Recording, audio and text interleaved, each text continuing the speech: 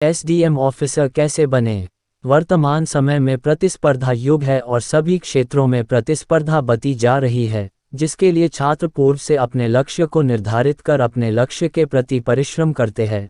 प्रत्येक छात्र की रुचि अलग अलग क्षेत्रों में देखने को मिलती है, जैसे कोई doctor, engineer, IAS, PCS, SDM आदि बनना चाहते हैं।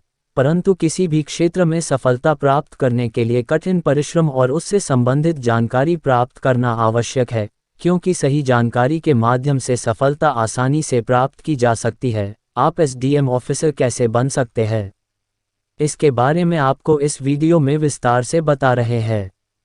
आयु सीमा: सभी अभ्यर्थियों की न्यूनतम आयु 21 वर्ष और अधिकतम आयु सामान्य वर्ग के लिए 40 वर्ष, एससी, एसटी, ओबीसी के लिए 45 वर्ष और पीडब्ल्यूडी के लिए 55 वर्ष निर्धारित की गई है।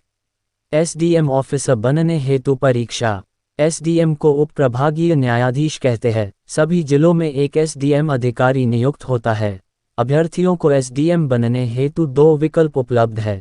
पहला विकल्प राज्य स्तर सिविल सेवा परीक्षा और दूसरा विकल्प राज्य लोक सेवा आयोग के माध्यम से इस पद पर नियुक्ति प्राप्त कर सकते हैं। इन विकल्पों के अंतर्गत अभ्यर्थियों को 3 प्रक्रियाओं में सम्मिलित होना होता है।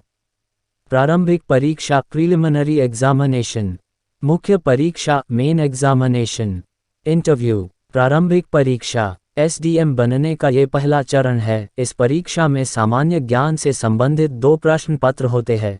इसके लिए 200 अंक निर्धारित होते हैं। प्रारंभिक परीक्षा में सामान्य ज्ञान से संबंधित द्वितीय प्रश्न पत्र क्वालिफाइंग अंकों का होता है।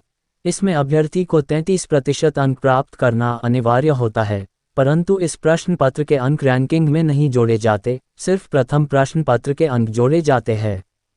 प्रारंभिक परीक्षा में अंकों का निर्धारण: सामान्य ज्ञान प्रथम 200 अंक, सामान्य ज्ञान द्वितीय 200 अंक।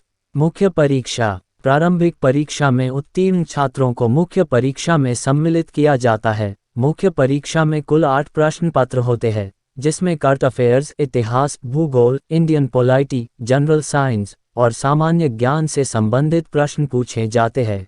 ये परीक्षा काफ़ी कठिन होती है। इस परीक्षा में उत्तीर्ण छात्र को साक्षात्कार हेतु बुलाया जाता है।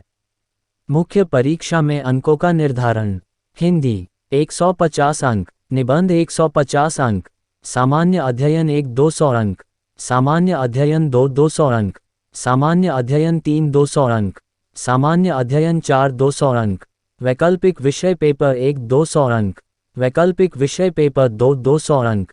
इंटरव्यू: इंटरव्यू अर्थात साक्षात्कार में आवेदक की योग्यता का आकलन किया जाता है। साक्षात्कार के दौरान आपका इंटरव्यू लेने वाले पैनल को यह विश्वास दिलाना होगा कि आप इस पद के लिए उपयुक्त हैं और आप ये कार्य जिम्मेदारी से कर सकते हैं। साक्षात्कार कुल 200 का होता है। यहाँ आपको हमने एसडीएम बनने के बारे में बताया। यदि इस जानकारी से संबंधित आपके मन में किसी प्रकार का प्रश्न आ रहा है, तो कमेंट बॉक्स के माध्यम से पूछ सकते हैं।